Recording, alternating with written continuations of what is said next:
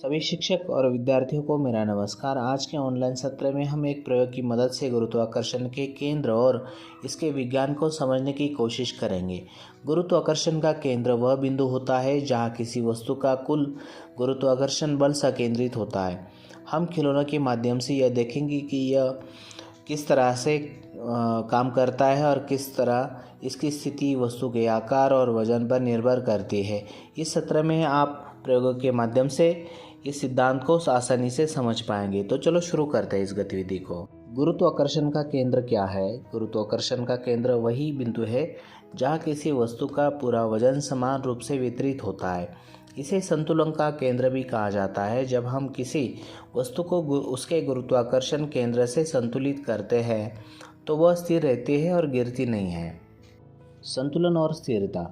जब खिलौने के दोनों साइड में बैलेंस की स्टिक लगाई जाती है तो इस प्रक्रिया में संतुलन बनाए रखने के लिए दोनों तरफ समान बल लगाया जाता है। नट बोल्ट का उपयोग इस संतुलन को और अधिक स्थिर बनाता है, कारण दोनों तरफ समान वजन होता है। जब नट बोल्ट को दोनों तरफ ठीक से लगाया जाता है तो वस्तु के दोनों हिस्से समान रूप से दबाव में होते हैं। इस कारण गुरुत्वाकर्षण के केंद्र वस्तु के बीच में रहता है और संतुलन बनाए रखता है। जब वस्तु के गुरुत्वाकर्षण केंद्र पर संतुलन होता है तो वह गिरने या झूलने से बचती है।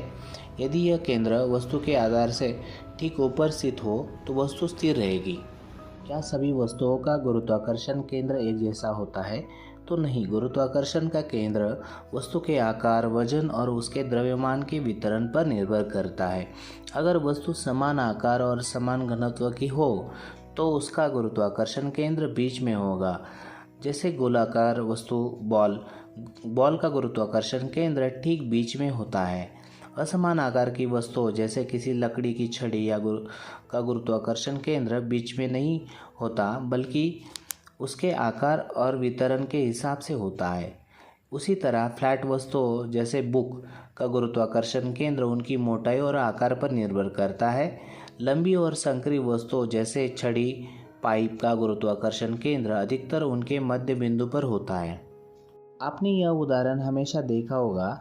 जब आदमी रस्सी पर चलता है तो उसका गुरुत्वाकर्षण केंद्र हमेशा उसके शरीर के भीतर, विशेष रूप से उसके पैरों के ठीक ऊपर स्थित होता है। गुरुत्वाकर्षण का प्रभाव हमेशा नीचे की ओर कार्य करता है, यानी आदमी का शरीर पृथ्वी की ओर खींचा जाता है।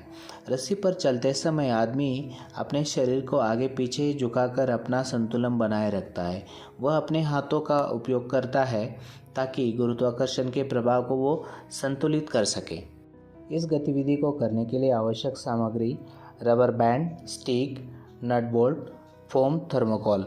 यहाँ पर आप नट बोल्ट की जगह दूसरी भी वस्तु सामान ले सकते हैं। उसी तरह फोम की जगह पर थर्मोकोल भी यूज़ कर सकते हैं। हमने यहाँ पर फोम यूज़ किया है। तो चलो शुरू करते हैं इस गतिविधि को।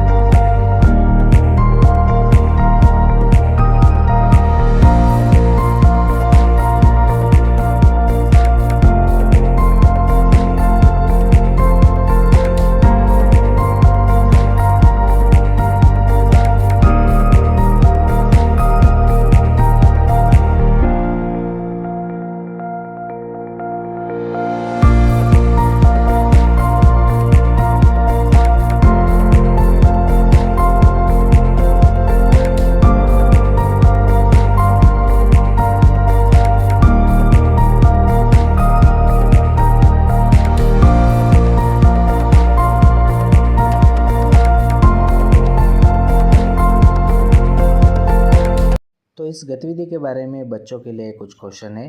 गुरुत्वाकर्षण का केंद्र क्या होता है? गुरुत्वाकर्षण का केंद्र कैसे वस्तु के संतुलन को प्रभावित करता है? आपके खिलौनों का संतुलन कैसे प्रभावित होता है?